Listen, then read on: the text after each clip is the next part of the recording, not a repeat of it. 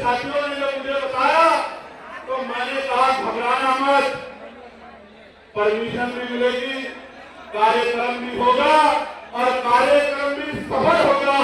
ऐसा कार्यक्रम होगा कि दूसरा कोई ऐसा कार्यक्रम कर भी नहीं पाएगा।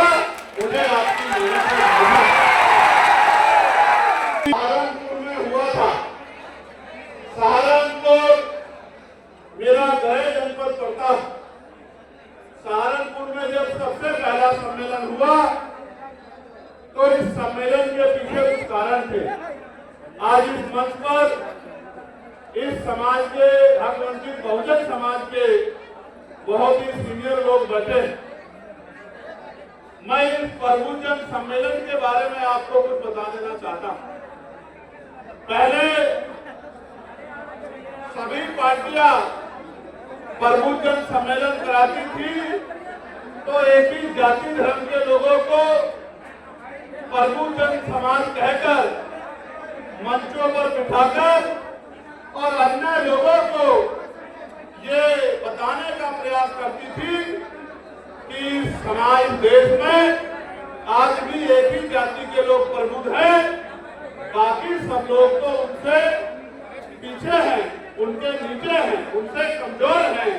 ज्ञान में, मान में, सम्मान में, हर चीज में उनके पिछलगू हैं।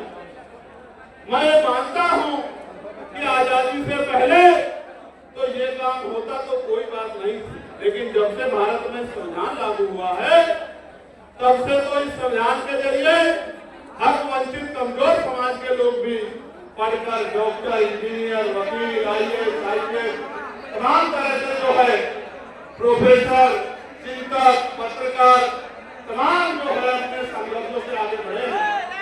अब अगर कोई कहे कि ऐसी जाति के लोग प्रबुद्ध हैं तो मेरी इससे जो है मेरा इससे सख्त आपत्ति है।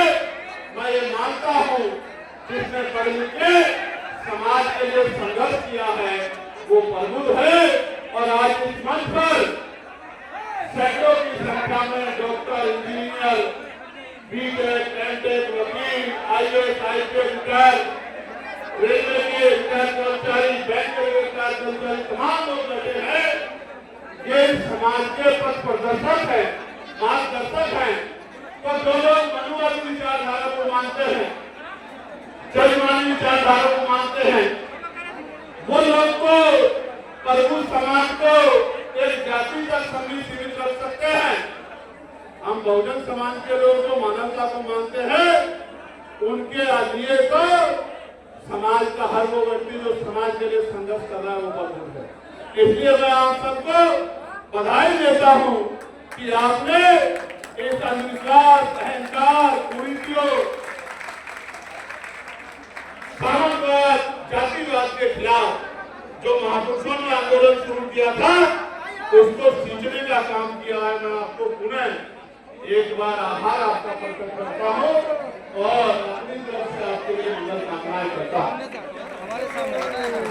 जब मैंने और हमारे साथियों ने ये प्रबुद्धजन सम्मेलन शुरू किए तो दूसरे लोगों को लगा कि ये चंद्रशेखर तो नई बात कर रहे हैं, ये कह रहे हैं कि बहुजन समाज भी प्रबुद्धजन समाज है।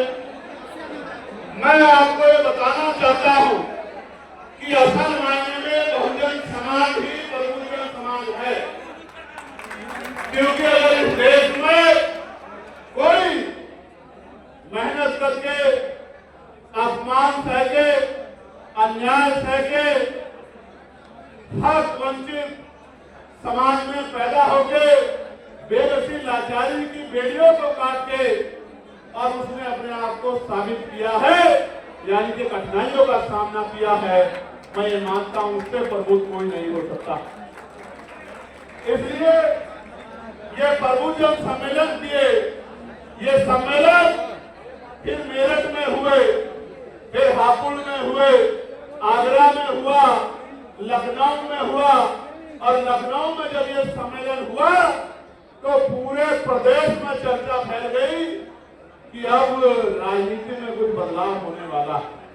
गोरखपुर में भी एक सम्मेलन होना था लेकिन सरकार के लोगों ने तानाशाही दिखाते हुए यहाँ परमिशन न देने का काम किया और पुरानी परमिशन को रद्द करने का काम किया। मैंने मेरे साथियों ने जब मुझे बताया तो मैंने कहा घबराना मत, परमिशन भी मिलेगी, कार्यक्रम भी होगा और कार्यक्रम भी सफल होगा। ऐसा कार्यक्रम होगा कि दूसरा कोई ऐसा कार्यक्रम कर भी नहीं पाएगा। उन्हें आपकी मेहनत से साथियों, फिर ये आज का सूरज मिलना, 2 दिन से बहुत बारिश हो रही थी, लेकिन बारिश को भी रुकना पड़ा और आपके संघर्ष के सामने सारी ताकतों को झुकना पड़ा।